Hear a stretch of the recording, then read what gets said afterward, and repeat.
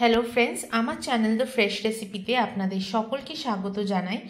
আজ আমি আপনাদের জন্য ম্যাগি নুডলসের একটি খুবই অসাধারণ টেস্টি আর খুবই সিম্পল একটি রেসিপি নিয়ে এসেছি। তাহলে আসুন দেখে নিই এই সিম্পল রেসিপি আমি কিভাবে তৈরি করছি। প্রথমেই একটা কড়াতে আমি তেল গরম করে নিয়েছি, খুবই সামান্য তেল নিয়েছি। এখানে আমি 1 টেবিল স্পুন মতো তেল নিয়েছি। এতে এবার দিয়ে দেব রসুন কুচি। এখানে আমি 4 থেকে 5টা কোয়া রসুন এইভাবে করে কুচিয়ে নিয়েছি।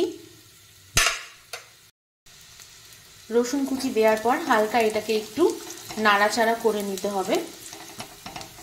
হালকা ব্রাউন হওয়া পর্যন্ত এইভাবে করে একটু নাড়াচাড়া করে নেব। রসুনটা দেখুন এখানে আমি হালকা ব্রাউন করে নিয়েছি আর খুব সুন্দর একটা রসুনের ভাজার গন্ধ বেরিয়ে গেছে। এইবার এতে দেব 1/4 টিস্পুন দেব চিলি ফ্লেক্স আর 1/2 টিস্পুন দেব অরিগানো। দেওয়ার পর এটা হালকা একটু মিক্স করে নিতে হবে। মিক্স করে নেওয়ার পর এইবার এখানে বয়েল করে রাখা ম্যাগি নুডলসটা দিয়ে দেবো। এখানে আমি 2টো ম্যাগি নুডলস বয়েল করে নিয়েছি, দিয়ে দিলাম। দিয়ে এটাকে খুব ভালোভাবে এবার নাড়িয়ে নিতে হবে।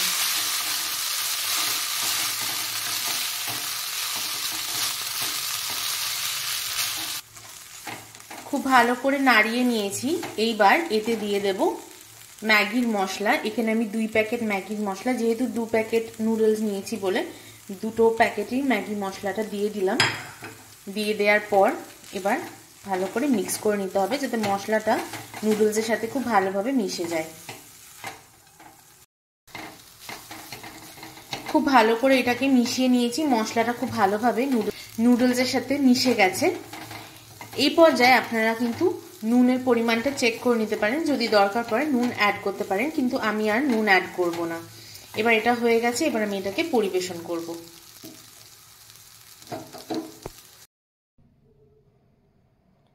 দেখুন তৈরি হয়ে গেছে খুবই সহজভাবে ম্যাগির এই রেসিপি, একদম রেডি হয়ে গেছে। আমি এখানে একটা ডিম পোচের সাথে পরিবেশন করেছি।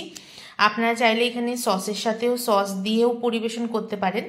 তাহলে এই রেসিপিটা কেমন লাগলো অবশ্যই কমেন্ট করে জানাবেন। ভালো লাগলে কিন্তু লাইক শেয়ার সাবস্ক্রাইব করতে ভুলবেন না। তাহলে আজ এই ভিডিওটা এখানেই শেষ করছি। আবারও আসবো আরেকটি নতুন রেসিপি নিয়ে। আপনারা খুব ভালো থাকবেন, সুস্থ থাকবেন। ধন্যবাদ।